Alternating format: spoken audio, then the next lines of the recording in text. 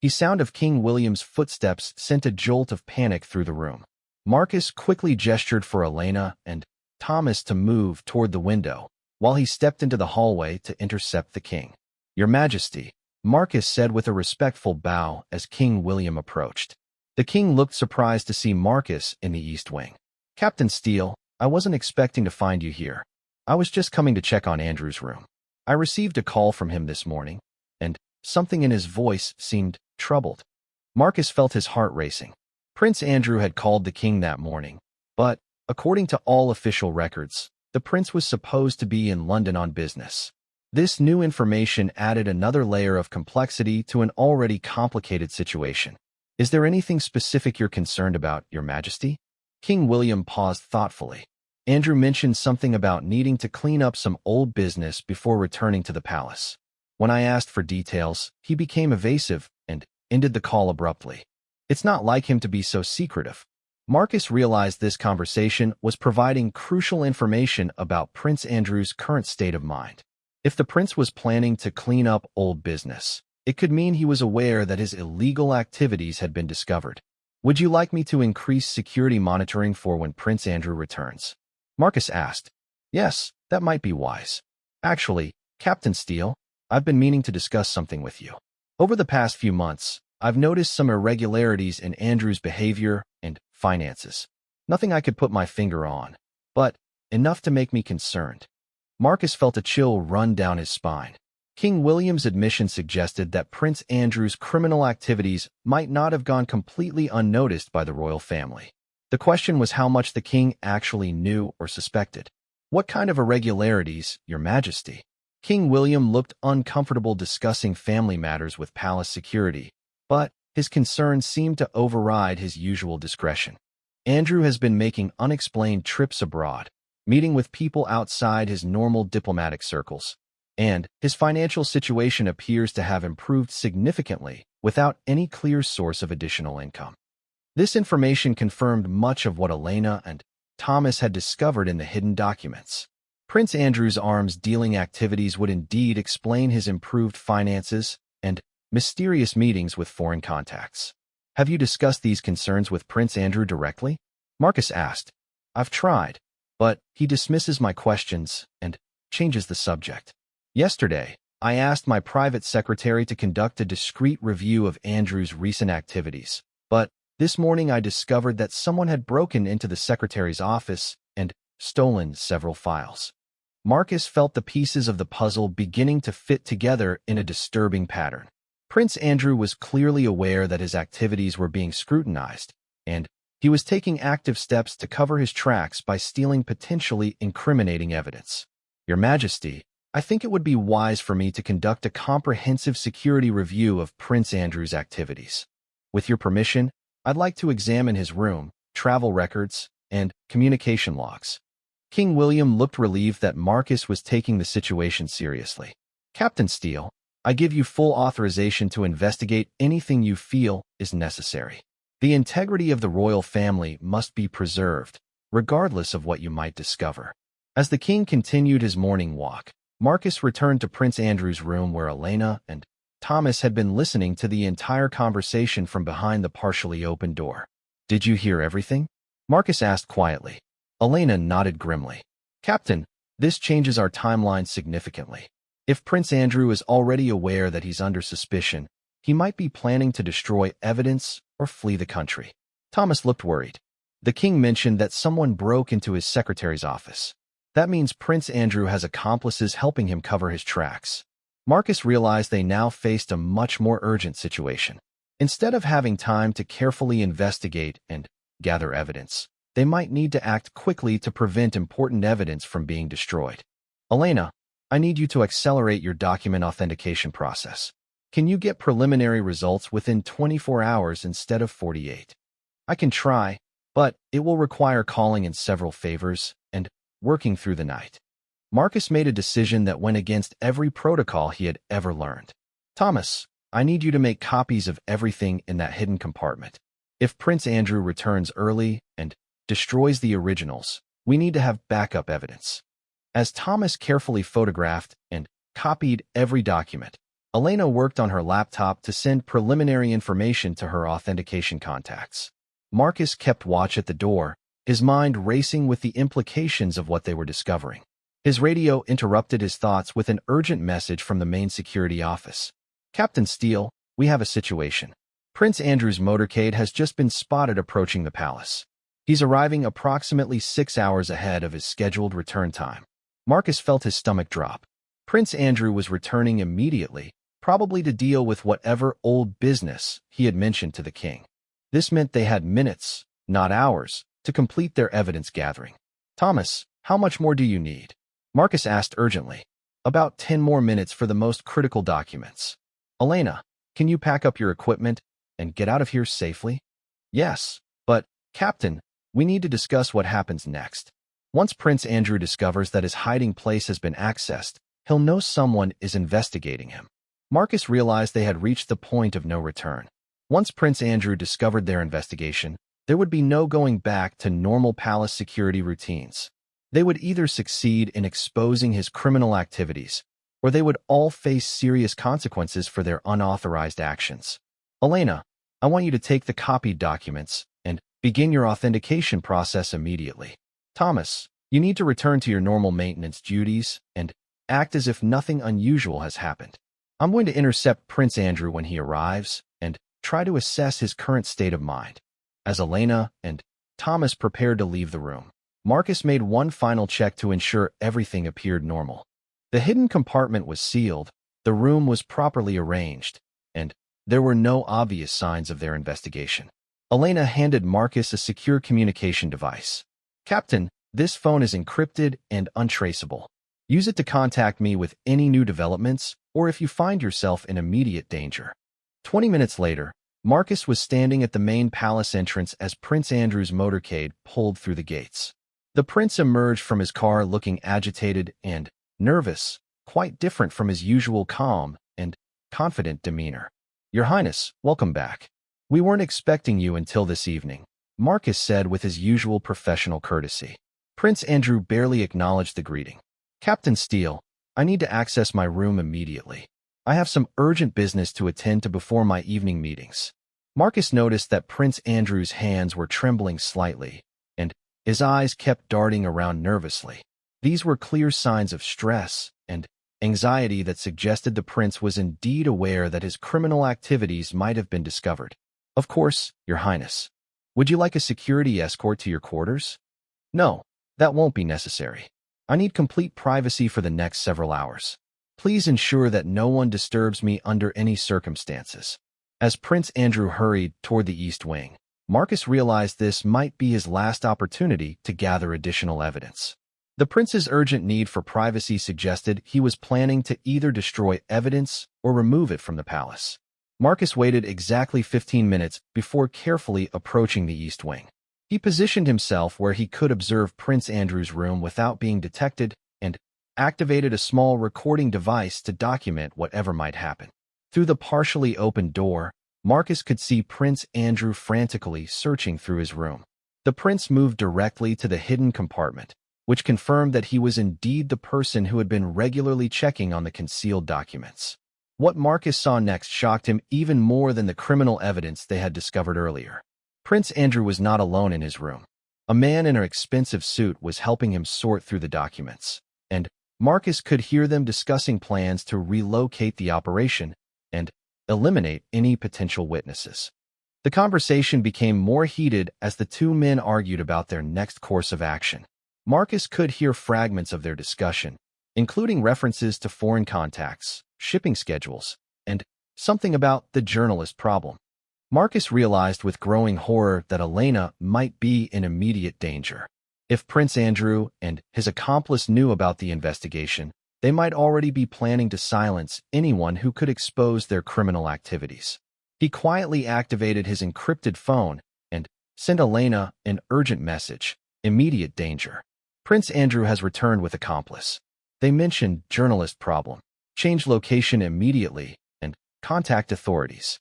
As Marcus continued his surveillance, he overheard enough of the conversation to understand that Prince Andrew was planning to leave the country within 48 hours. The arms dealing operation was being moved to a different location, and all evidence was being prepared for destruction. The most disturbing part of the conversation involved their discussion of handling the people who had discovered their activities. Marcus realized that he, Elena, and Thomas were now targets for elimination. His years of security training had prepared him for many dangerous situations, but never for the possibility that he would need to protect himself from members of the royal family he had sworn to serve. Marcus made a decision that would define the rest of his career and possibly his life.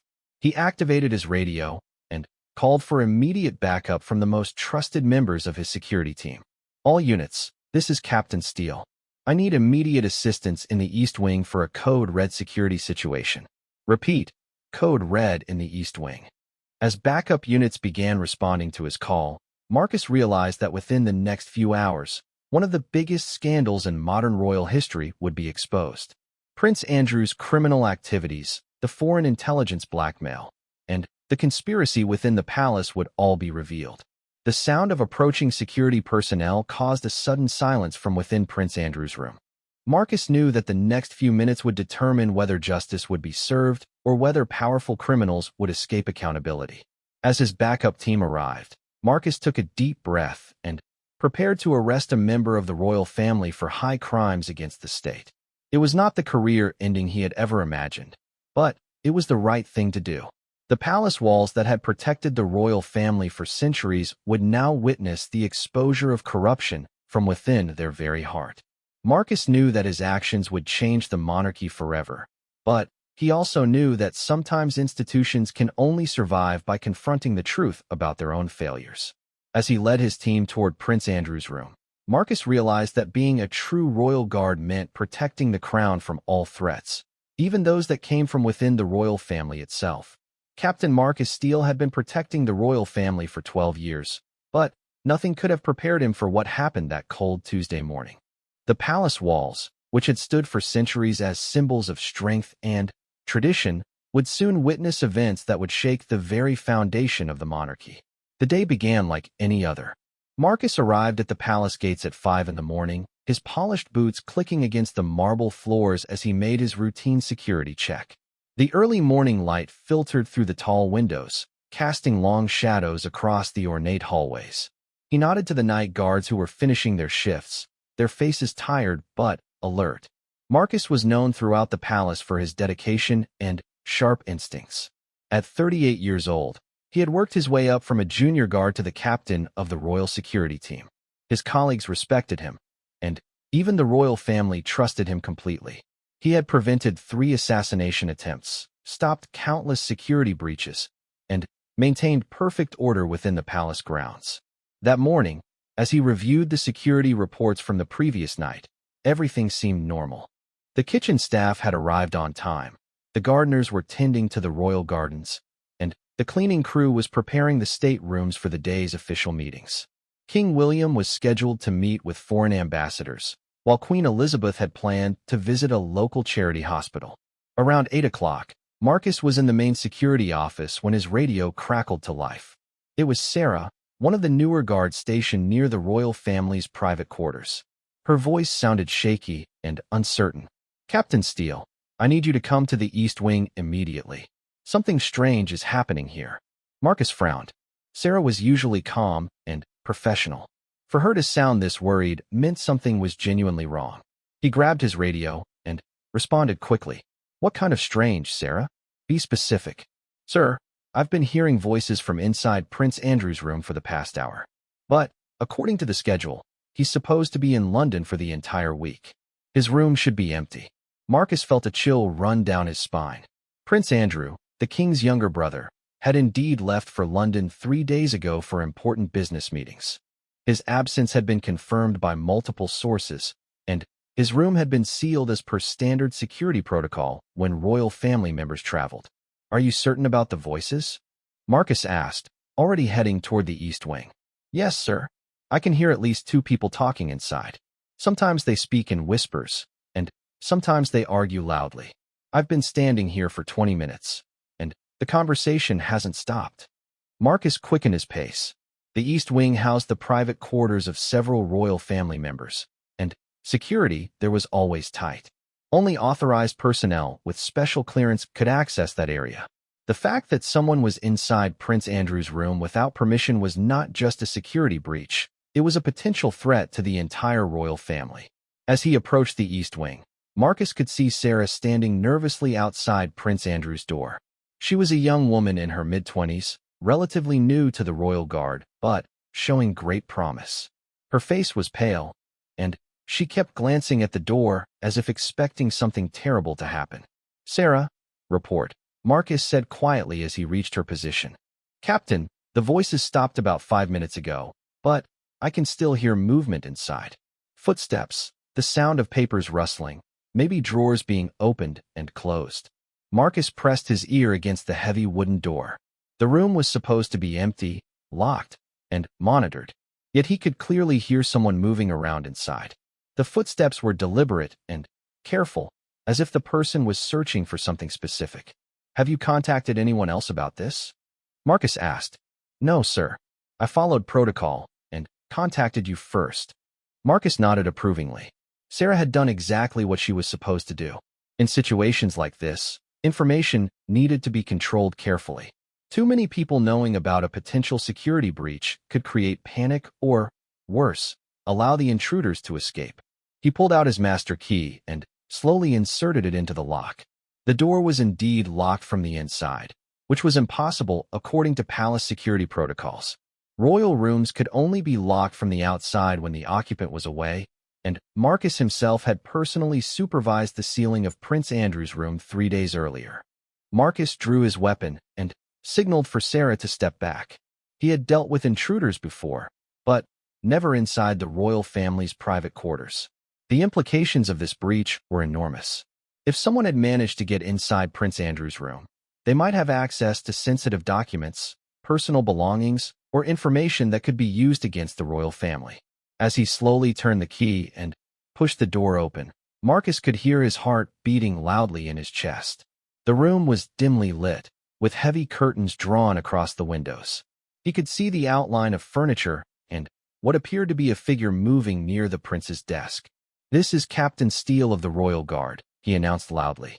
"Identify yourself immediately and step away from the desk with your hands visible."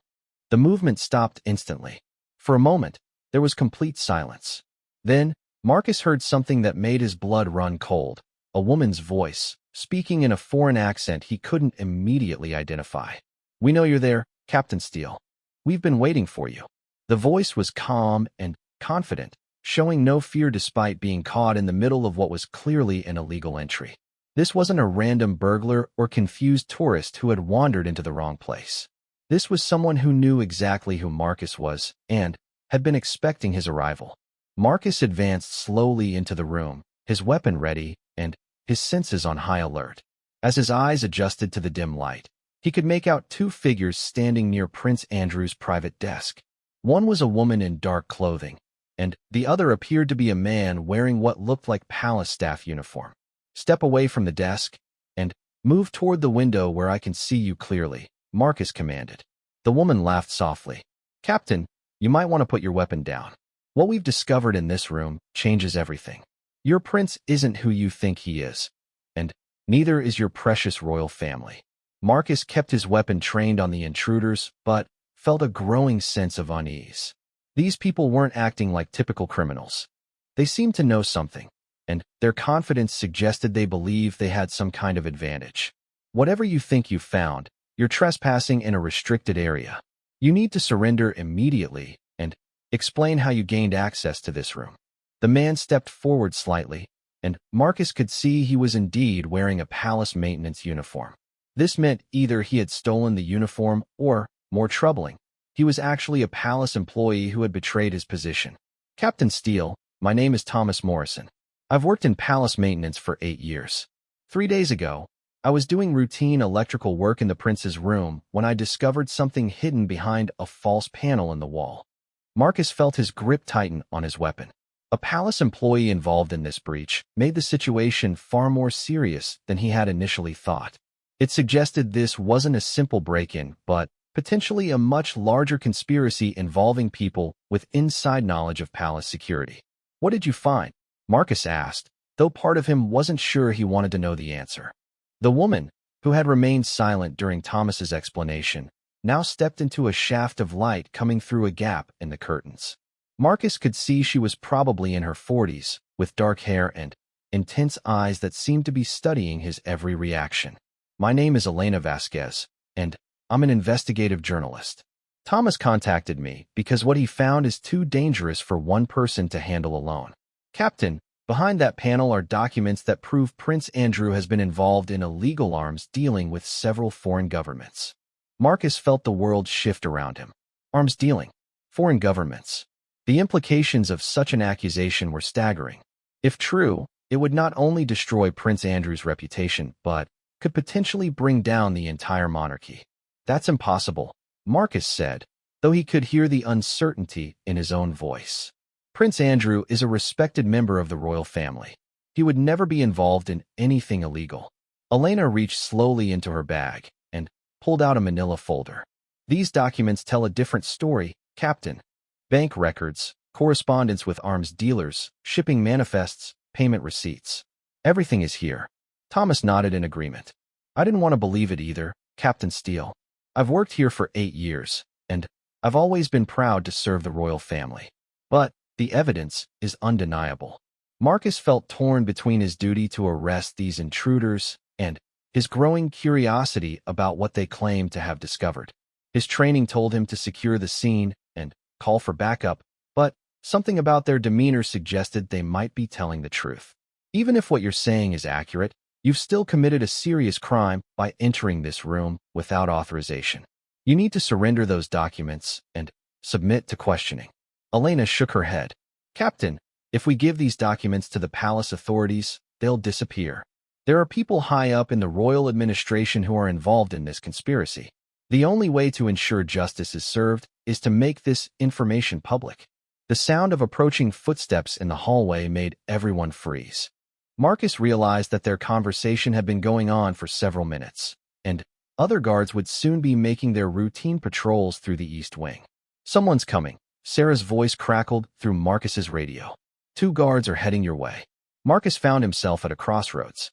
He could arrest Elena and Thomas, confiscate their documents, and report the incident through proper channels. Or he could listen to their claims and risk becoming involved in what might be the biggest scandal in royal history. The footsteps were getting closer. Marcus made a split-second decision that would change the course of his life forever. "Thomas, Elena, you have exactly 30 seconds to show me the most compelling evidence you have. If you can convince me there's truth to your claims, I'll help you get out of here safely. If not, you're both under arrest." Elena quickly opened the folder and handed Marcus a photograph. Even in the dim light, he could clearly see Prince Andrew shaking hands with a man Marcus recognized from intelligence briefings as Viktor Petrov, a known international arms dealer who was wanted by multiple governments. The photograph was dated just 2 weeks ago, during Prince Andrew's supposed charity visit to Eastern Europe. According to official reports, the prince had been visiting orphanages and hospitals. But this image showed him in what appeared to be a private meeting with one of the world's most dangerous criminals. Marcus stared at the photograph, feeling his worldview beginning to crumble. Everything he had believed about the royal family, everything he had dedicated his career to protecting, suddenly seemed uncertain. The footsteps were now just outside the door. Marcus had to make a choice immediately. He looked at Elena and Thomas, then at the photograph in his hands, and realized that his life was about to become far more complicated than he had ever imagined.